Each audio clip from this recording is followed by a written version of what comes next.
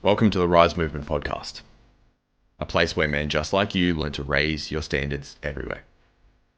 So sit back, grab a pen and a pad, and let's get to work.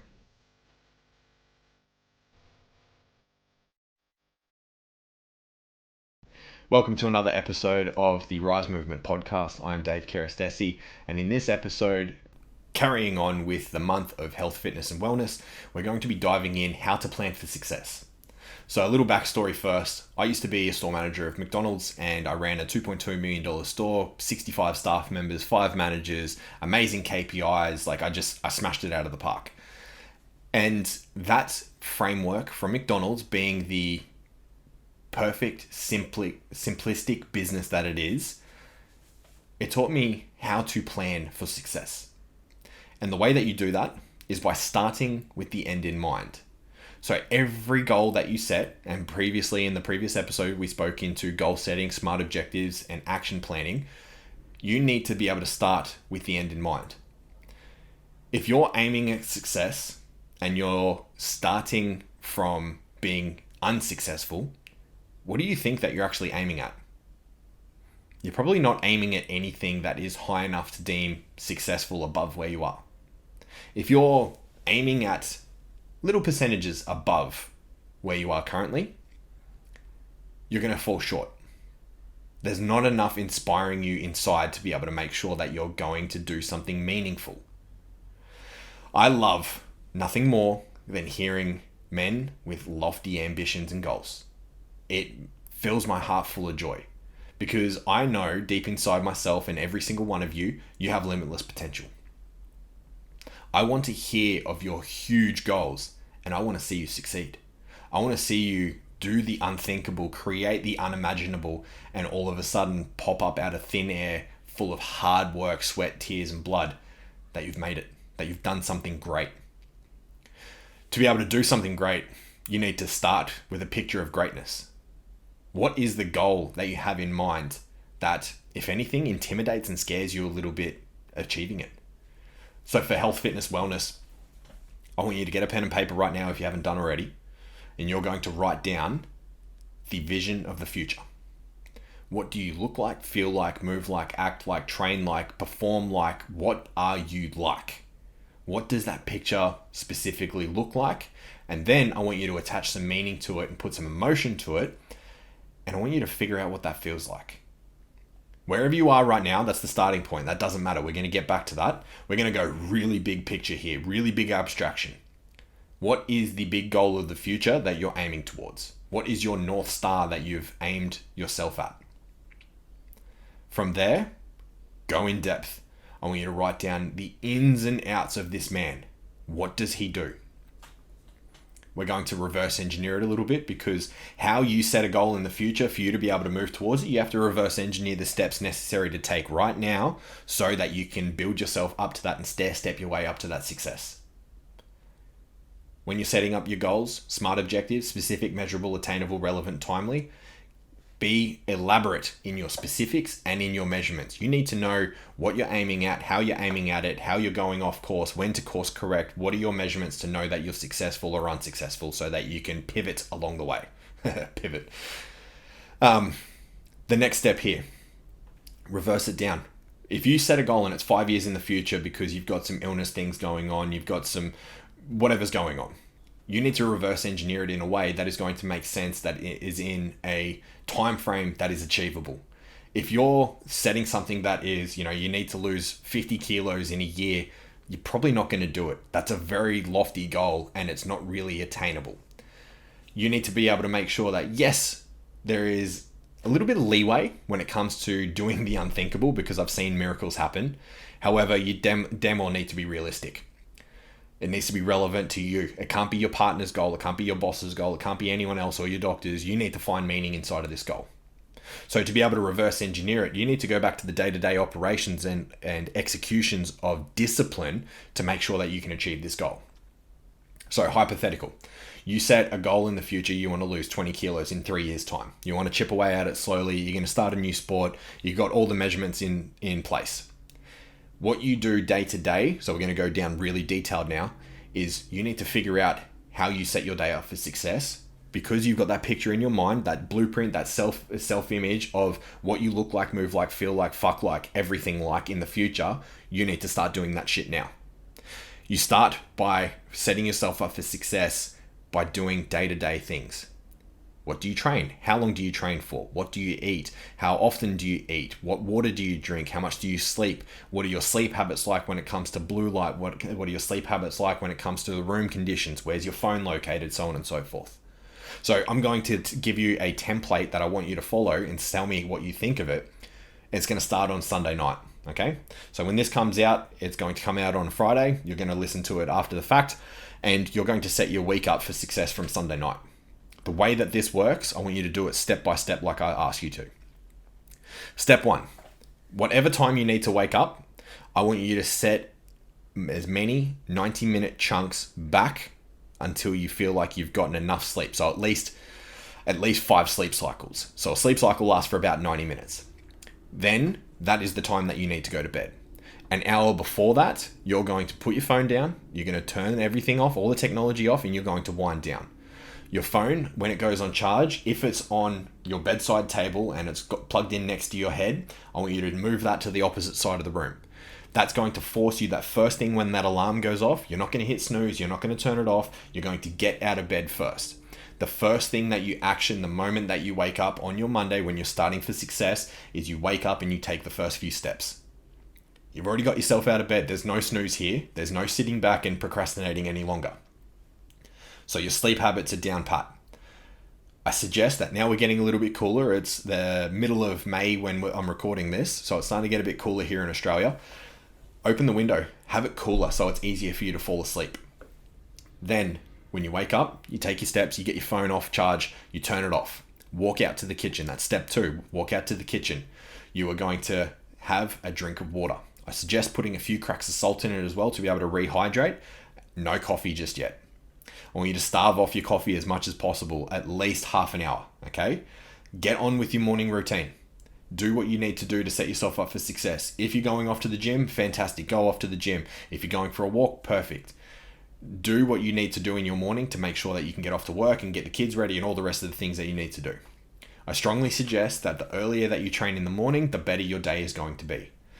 I am very lucky. I get to train whenever the hell I want to train. I schedule my sessions in and around the kids and my missus and jiu-jitsu and everything else so that I can train when I want to train. A lot of the time I'm training at about 9:30 in the morning. That's just what works well for me. For you guys, it might not be easily achievable there. If you can wake up an extra hour early to be able to get some exercise in, perfect, do so. Just make sure that you get the reverse engineered sleep so that you're getting as many, like 5 90-minute windows in your sleep as possible.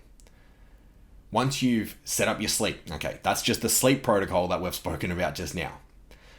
I want you to make sure that you know all of your appointments. When you're going to the gym, when you got to do stuff with the kids, when you got to do work deadlines, time with the missus, time with friends. I want you to set up as many appointments as possible with reminders and alerts to make sure that you've got enough external reminders to say, hey, this is a priority. We need to do this thing and it's a non-negotiable. So anything that is a non-negotiable for you to be able to get the blueprint in your mind that's in the future, that body, that man that you want to become, that you want to act like and so forth, I want you to put all those habits in, put reminders in so that you can action them as soon as they happen. When it comes to your training sessions, your walks, your self-care, your meditation, your massages, everything like that, that is now a non-negotiable. The moment you put it on paper as a part of your goal, as a part of your specific, measurable, attainable, relevant, timely, that is now a non-negotiable. Everything that we talk about when it comes to setting standards and having higher results because of these standards is a non-negotiable. To make it a non-negotiable, it can't be negotiated upon, hence the name. So you need to build discipline and willpower in that meantime to be able to make sure that you're not turning down these things when they have a priority to you, when they hold meaning to you. It is extremely important setting up for success on that Sunday night for the week ahead that you focus on how you want to feel and how you want to act at week's end. If it comes to Sunday night, 7 days from now, and you are looking back on a weekly review, seeing all of the training sessions that you didn't do, on the ways that you didn't interact with your kids, and the sex that you didn't have with your partner, what is that going to mean to you? How is that going to make you feel? This is why we set up for success. This is why we set up everything the week before on the Sunday night so that we can get rolling into the next week. One thing that I want you to do when you're setting up your Sunday night for the week ahead is you need to do something, and this comes from one of my old coaches, and bless him, he's an absolute genius for it. What are your 3 most important tasks for the week that are going to get you ahead in life? It doesn't have to be health and fitness related. It can be relationship, finances, work. It can be anything. I want you to think, what are 3 most important tasks that are non-negotiables that I must do this week? And then put them in, schedule them, and then get them done. Okay? Everything starts from that Sunday night. Everything for your week ahead starts from that night. Once you're happy with your plan, set it aside, put your phone down, get off, spend some quality time with the missus if you've got one, spend some time with the kids, read them a story, so on and so forth. But that night, that Sunday night, you are setting your non-negotiables. Now, when you wake up, you've done your hydration, you've gone off to the gym, you've gotten everything ready. What are you going to do for food? What is your nutrition goals? What are your nutrition paradigms and discipline to make sure that you're getting happier, healthier, stronger, more wellness, more longevity, just a better quality of life? Because when it comes to losing a bit of weight and, toning up, I hate that term, but you need to make sure that your diet is on point. If you don't have a diet that is absolutely cranking, right amount of protein, fats and carbs, vegetables, fruits, minerals, vitamins, hydration, not too much caffeine, not very much alcohol, it's one of the most important things. If you think that you can go and lose some weight when it comes to just exercising, you might lose a couple of kilos from exercising, but majority of it's going to come from diet. If you're overweight and you want to lose a lot of weight, upwards of 10, 20 kilos, you need to be in a calorie deficit. Like I said, I've been in a PT for a long ass time.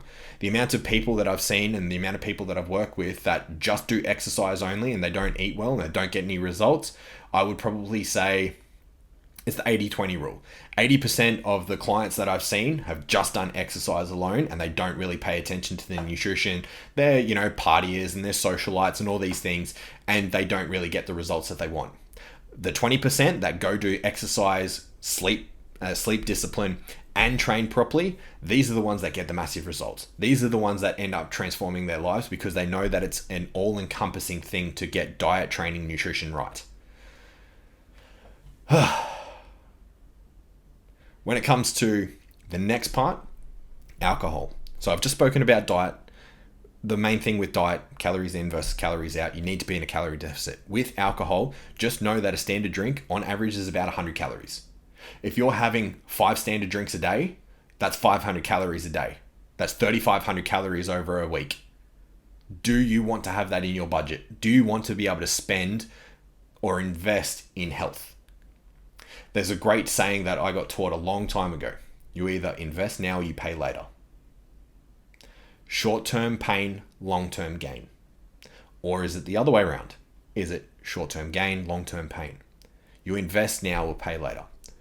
Either way, the bill's going to come and you're going to have to pay for it at some time.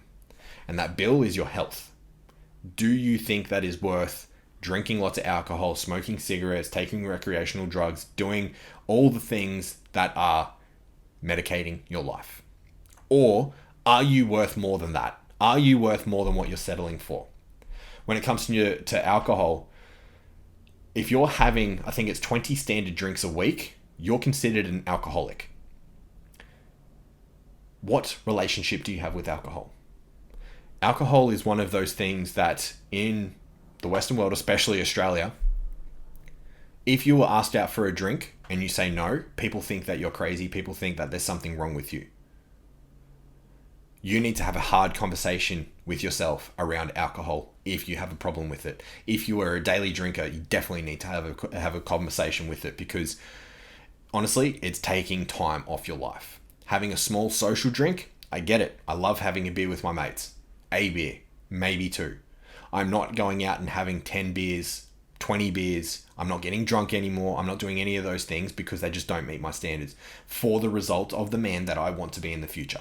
It just doesn't match. Now, when we're talking about our vision of the future, we need to keep in mind that vision, that self-image, that blueprint, and we also need to cross-check with what we're doing behaviorally right now.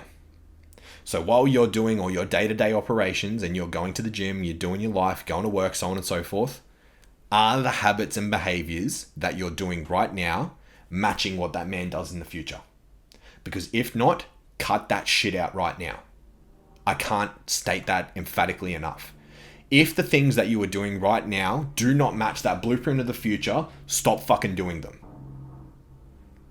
Again, if the behaviors, habits, routines, and the level of discipline that you have right now is not matching that man you wish to become, stop fucking doing it. Make shifts, make change. Get people around you that are going to help hold you accountable. Make sure you've got people in your corner that are not going to bust your balls too much. Because if you've got friends and family members that are around you, and we all have them, that are going to put you down for being able to try and transform your life in health and wellness and everything else, they are not worth having around you, even if they're family. I'm going to say that again. If you have people around you that are putting you down for trying to transform your life and become healthier, happier, stronger, fitter, everything else, and they put you down for it, they are not worth having in your life. Sure, family, you want to keep them around. Friends, you want to keep them around. However, determine what role and responsibility and relationship they have to you for what that man in the future that you wish to become. If you don't have a support network around you, join groups, join masterminds, get coaching from someone else, go to a gym, join a sporting club, do jiu-jitsu, find people with common interest to you. When you find people with common interest to you, you become like-minded. There's another great saying. Those 5 people you spend the most amount of time with, you become the 6th. So you hang around with 5 losers, you're going to become the 6th. You hang around with five jiu-jitsu people, you're going to become the 6th. If you hang around with absolute world champions, there's a high possibility you're going to become a world champion. If you hang out with successful people, 5 successful people that have great relationships, they're entrepreneurial, they're millionaires, they've got everything down pat, there's a damn good chance that you're going to become the 6th. Proximity is everything. If you can create like-minded individuals around you, you will save yourself so much time and heartache from just banging your head against the absolute wall because you don't have the right people around you. You need a support network. Like I said in the previous episode, talking about a contingency plan for when this fucks up, because it will.